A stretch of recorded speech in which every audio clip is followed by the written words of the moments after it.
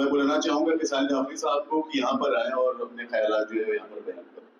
तो अल्लाह के नाम से जो बड़ा रहीम करीम और हर नेक मकसद को इत्यादि के साथ कामयाबी अता करने वाला। मुझे पहले ही कह दिया कि आपके पास वक्त कम है। नहीं इतना भी कम नहीं है। अक्सर होता है बेटा।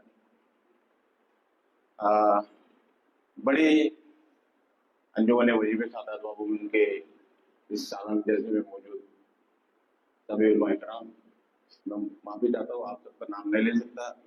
साहब ने पहले मुझे आदत कर दिया कि वक्त अंजुमन के सभी जिम्मेदार हजरात, सामने बैठे हुए पूना के सभी मेरे भाई जिम्मेदार लोग, आज पूना शहर में अंजुमन का सालाना जलसे का आगाज किया है। और जब प्रोग्राम का जब एजेंडा देखा तो अपने आप को फील कर रहा था कि सोशल और तालीमी पर्पस को लेकर शायद ही पिछले 20 साल में ऐसा जलसा हमने कहीं देखा नहीं।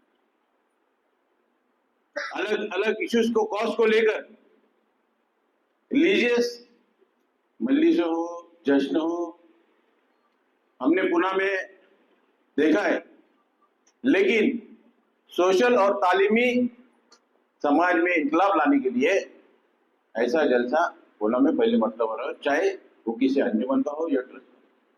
अब आप मुझे पता नहीं आपने पुणे को कैसे, जब पुणे का इंट्रोडक्शन आपने दिया तो आपने एक अल्फाज उसमें यूज किया था, मौलाना फितरत साहब को दिलों में बसा लेने वाला शहर है पुणे। एक बेहतरीन इंट्रोडक्शन आपने पुणे का दिया, लेकिन मौलाना फितरत साहब के साथ में यहाँ पे आए हुए एजुकेशन लेने के लिए आए हुए, जॉब के मकसद के लिए यहाँ पे आए हुए हर लोगों को दिलों में बसाने का काम इस शहर ने किया।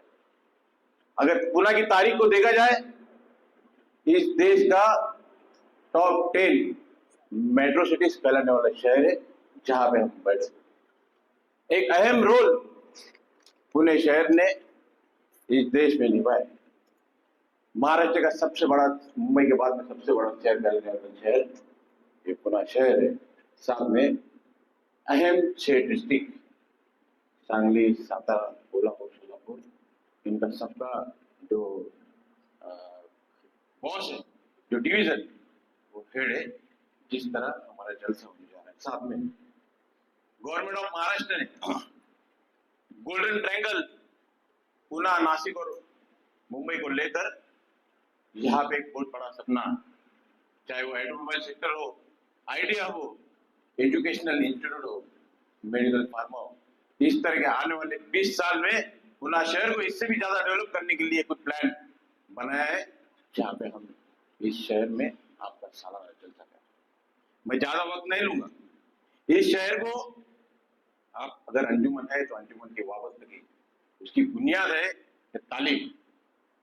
अभी तक कई सैकड़ों, कई लाखों की तादाद में स्टूडेंट को आपने स्कॉलरशिप दी। अगर एजुकेशन आपका मकसद है तो आप चाहे कि आपकी वाबस्तगी आपका जुड़ा हुआ पुणे से होना चाहिए, क्योंकि कैपिटल ऑफ एजुकेशन और ऑक्सफोर्ड ऑफ द ईस्ट यही पुणे में कहा जाता है। अब तक 2000 से ज्यादा स्कूल कॉलेजेस, 10,000 से ज्यादा फॉरेन स्टूडेंट पुणे में आकर यहाँ से तालीमी क्लब जब लेकर निकलते हैं, तालीम निकल कर दुनिया में जाते हैं, तो पुणे शहर का नाम रोशन करके निकलते हैं कि हमने पुणे से अपनी तालीम किया। अब बात कही कि इस पुणे शहर में हमने हमारे सामने, हमारे अवाम जो शिया कौम से बिलोंग करने वाले लोग हैं, उन्होंने अपना वजूद बनाया है। ये आपने देखा। पॉपुलेशन की बात अगर कही जाए तो पिछले 20 साल में रोजी के लिए, बिजनेस के लिए कुछ हजरत यहाँ पे आए और एजुकेशन हासिल करने के लिए आए हुए लोग यहाँ पे एजुकेशन हासिल करने के लिए यहाँ पे आए और यहाँ पे बस गए। बसने के बाद अगर आप देखेंगे पिछले 20-25 साल अगर पीछे चला जाए तो सिर्फ एक ही मस्जिद हुआ करती थी और एक ही इमाम बारगाह हुआ करती थी, लेकिन माइग्रेशन की तादाद में जब जो लोग यहाँ पे आए तो आज तकरीबन 6 से 7 इमाम बारगाह और एक मस्जिद यहाँ पे पुणे में हमारी कौम के लिए मस्जिद और इमाम बारगाह का इस्तेमाल हम चाहते हैं कि सिर्फ हमारे दीनी मकसद के लिए ना हो, ये समाज के एजुकेशनल, तालीमी और दीगर कम्युनिटी डेवलपमेंट के लिए भी किया जाए। पर्सनलिटीज को अगर बात किया जाए तो पुणे शहर में हमारे आवाम 10+ डॉक्टर्स, ऐसे डॉक्टर्स हमारे कम्युनिटी से बिलोंग करने वाले ऐसे डॉक्टर जो आज शहर के अलग अलग हॉस्पिटल में सर्विस दे रहे हैं, ऐसे लॉयर्स जो हाई कोर्ट में, सुप्रीम कोर्ट ने 6 to 7 लॉयर्स आज भी हमारे कम्युनिटी से बिलोंग करने वाले लोग इस शहर में है। साथ में मैं वक्त की कमी है, हमारे पास एक ऐसी शख्सियत है जो पुणे से बिलोंग करने वाली, जिसका नाम है फिजा ईरान। इसका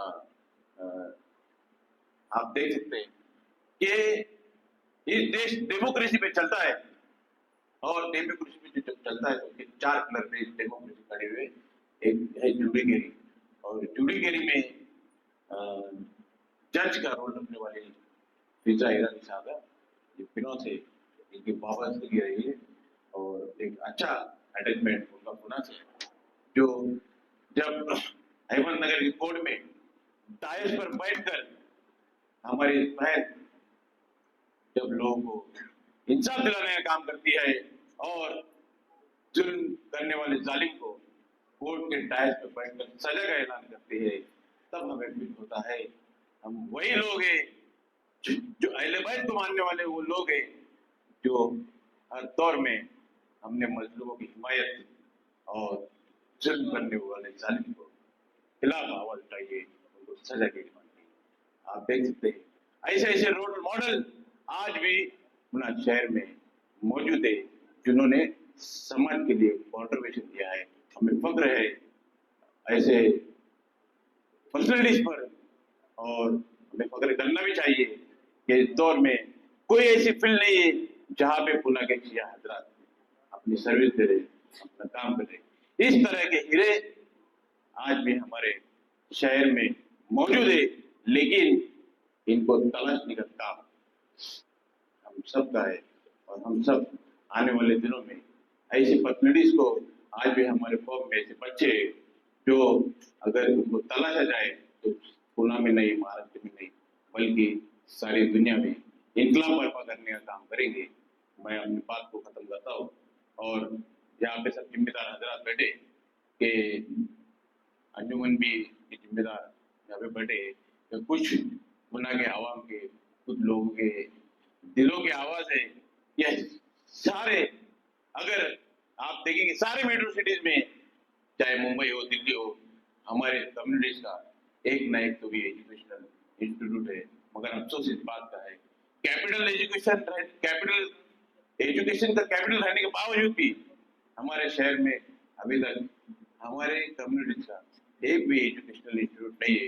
अंजुमन के आगे जिम्मेदार है, अगर हम एक जितने भी जिम्मेदार यहाँ पे बैठे, हम आने वाले दिनों में एक एजुकेशनल इंस्टीट्यूट इस शहर में अगर आप एक कदम बढ़ाएंगे इसके लिए, तो पुणे की आवाम आपके साथ में रहेंगी। ये दिलों की आवाज आप तक पहुंचाना चाह रहा हूँ, क्योंकि दिल से निकली हुई आवाज असर रखती है, दिल से निकली हुई आवाज असर रखती है, पर नहीं मगर ताकत परवाज जरूर रखती है। अल्लाह पूरे बारे में बताया और जी इसको